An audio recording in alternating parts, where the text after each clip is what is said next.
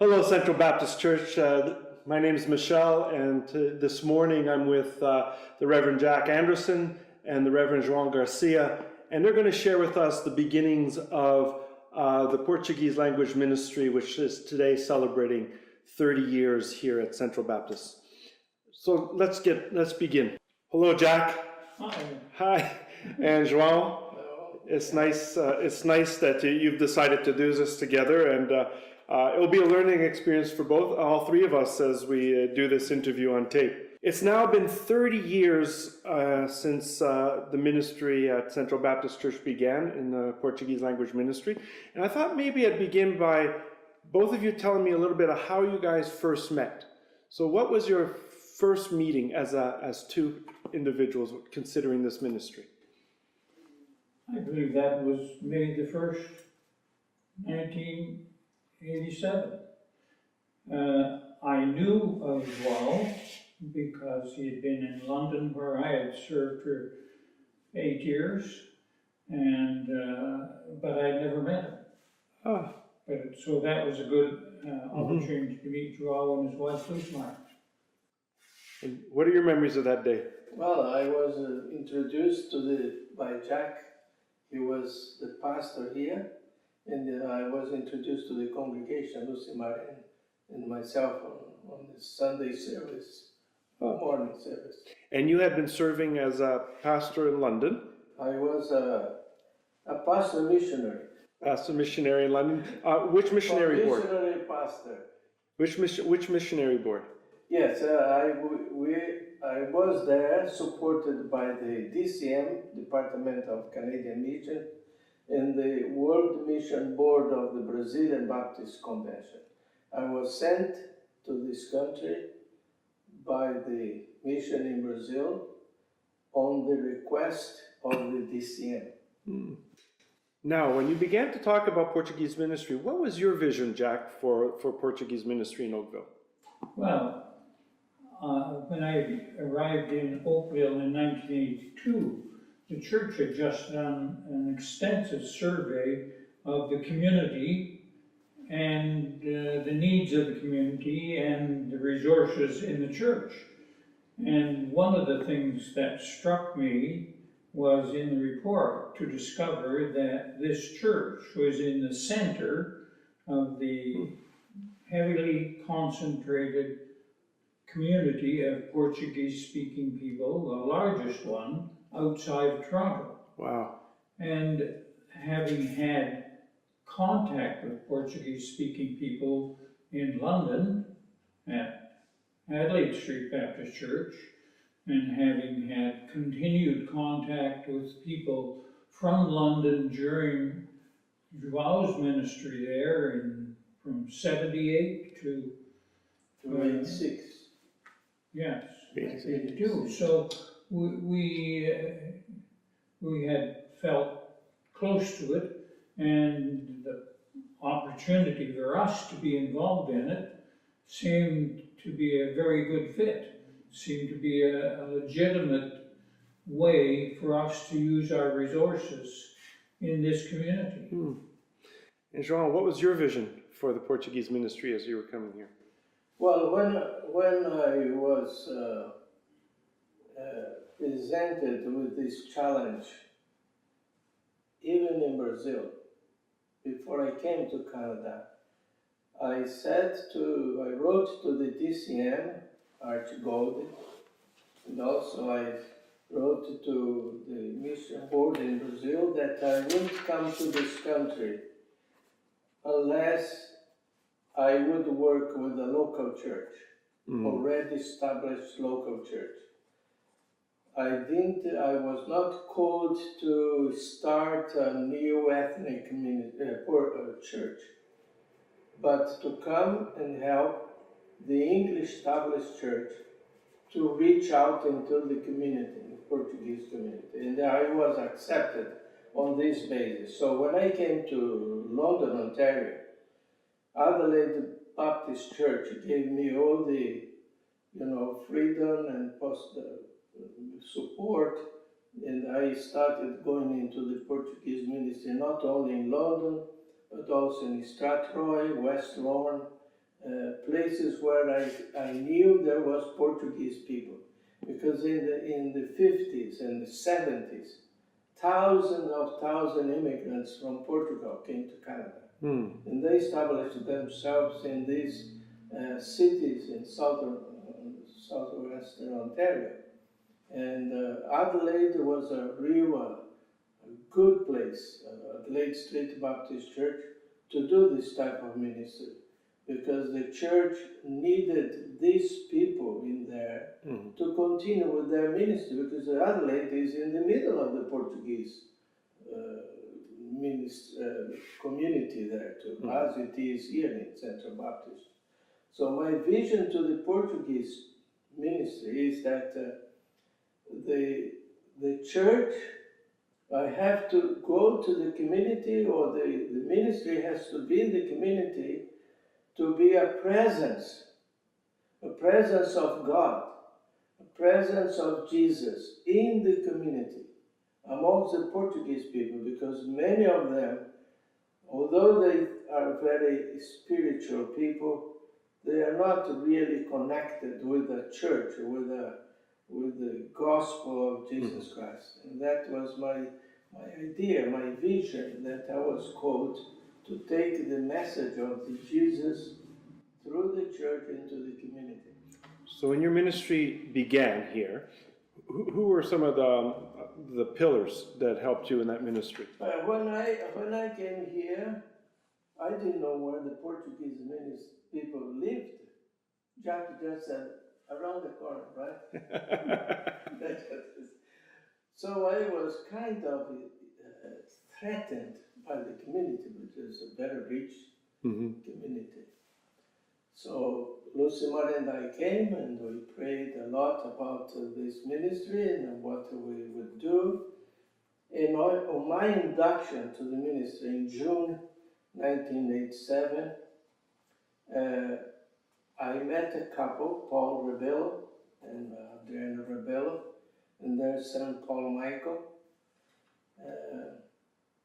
And as we had coffee after the service, I was very encouraged that they came to me and said that they would help me and Lucimar, to start this Portuguese ministry here.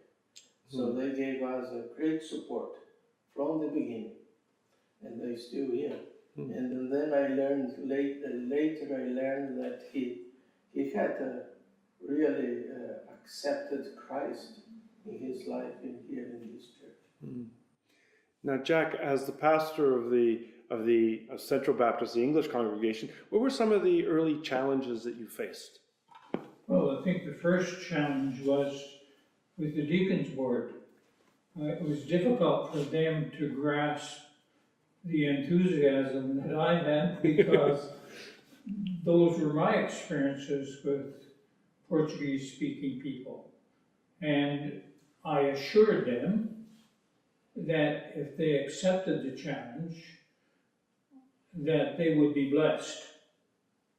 I didn't guarantee anything else, but that would be a blessing to them as individuals and as a congregation, because that had been my experience. I felt blessed having known these people and their genuine concern to share the gospel of Jesus Christ.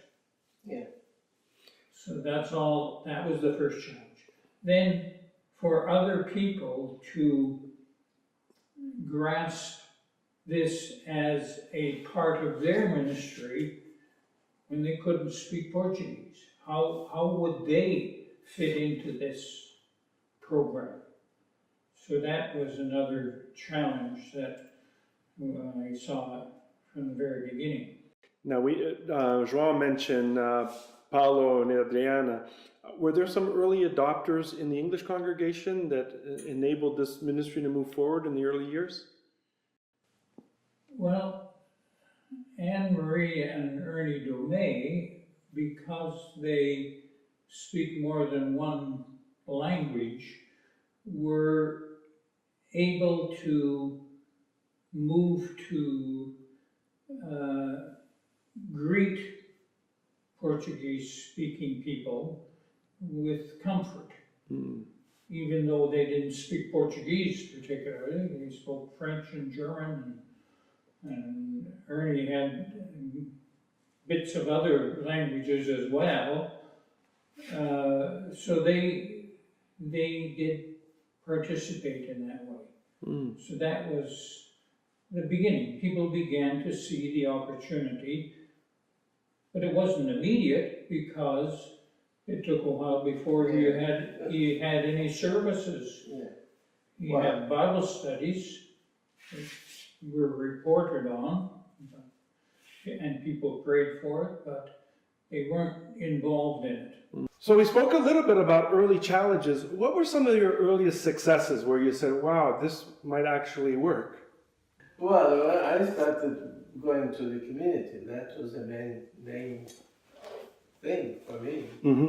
Main challenge is to go where to find the Portuguese community and start talking about the gospel. But mainly what I did was to try to make friendships and ask them if they would accept me in their houses where we can talk. And then I introduced them to the gospel. Because what Jesus taught is what Jesus taught. We don't need anything else. And I was trying to challenge these people that we need only Jesus Christ. And many of them answered. I was invited many times to Portuguese families and speak about this message. Do you remember your first baptism? Yes, I remember my first baptism Here? was to Paulo Rebelo, his father and mother. Because when I first went there, Paul's father was very hard on me and Lucima, because they didn't want anything to do with coming here. And even Lucima, when we left, said to me, these people never go to Central Baptist. But I prayed for them. I talked to Paulo, and I said, Paulo, I'm going to continue going there to your father's house, and I want to have coffee with them and talk to them about Azores, because the first thing I talked is about Azores. I studied a little bit about it, and their lives, how they came to Canada, and so on and so on. And then I said, how wonderful it is that you are here and we can talk about the gospel. And one day he came. And then he saw what we did here in the service. He never left. That was Paul Rebelo, father and mother. And then we had also Alberto and Fernanda. Remember Alberto and Fernanda? I distributed one magazine that I wrote here, a bulletin. I wrote a bulletin every Easter and every Christmas and also in the summer. And I put each one of those bulletins in 1,500 houses. My Danny and Marcos used to help me. Mario Rebelo later, when he came here, helped me a lot too. And Paul Rebelo helped, and many others that in the congregation. Nelia later. But in the beginning it was only me and Paul and Adriana. And this couple, one Sunday up, came here and they said, welcome. So I said, how did you know about? Oh, I got this piece of paper there, bulletin, and he came. And I baptized them. And then Ronda Costa, and you know Ronda Costa. I met him in hospital. Drunk, very drunk. And I left him a message. I had a telephone called call a message, Portuguese. Left him, and then he called from hospital, left a message that he wanted to see me. So I went to the hospital, then I went to his house, and I baptized them. He, João da Costa, Zira, Fernanda, Alberto, Paulo Rebel's father, Antonio, and Noemi. Same day. Now, Jack, what were some significant transition points for the English congregation with the Portuguese ministry? I think the transition points for the English congregation was to see the way in which small, not large, but small changes were taking place amongst the Portuguese in numbers and in their involvement, and the fact that there was always noise and joyful noise upstairs. And it intrigued them. Some people made sure they stayed awake. They did it intentionally. Many people also participated when they were invited to have coffee together. And that was a transition period for people in the English congregation. It took a long time for some people to understand that it was actually the ministry of Central Baptist Church being carried out. They saw Joao working hard, didn't fully understand the process that he was going through to achieve what he was doing, but some of them just couldn't grasp that at all.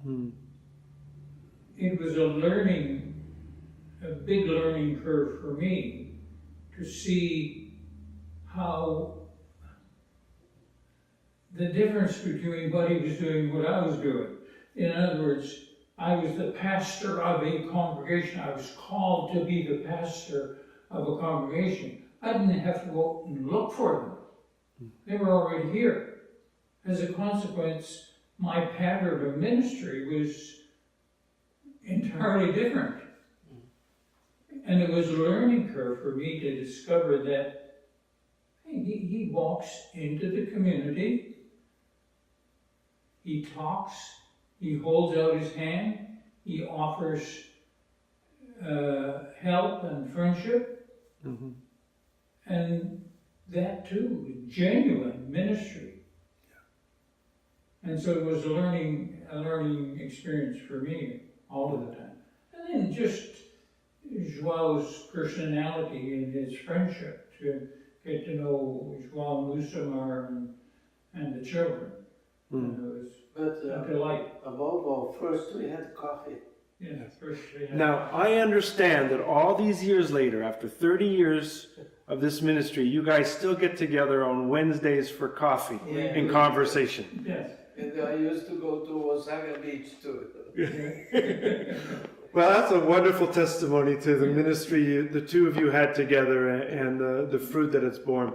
I want to thank you both for sharing a slice of your life with us, and we are very appreciative for the ministry that God called you to and the work that God continues to do in your life. Thank you. Thank you. We even took holidays together in Brazil, And in and one Spain, year we went to Spain. After retirement, we went to Spain together. And so our friendship, our relationship is pretty strong.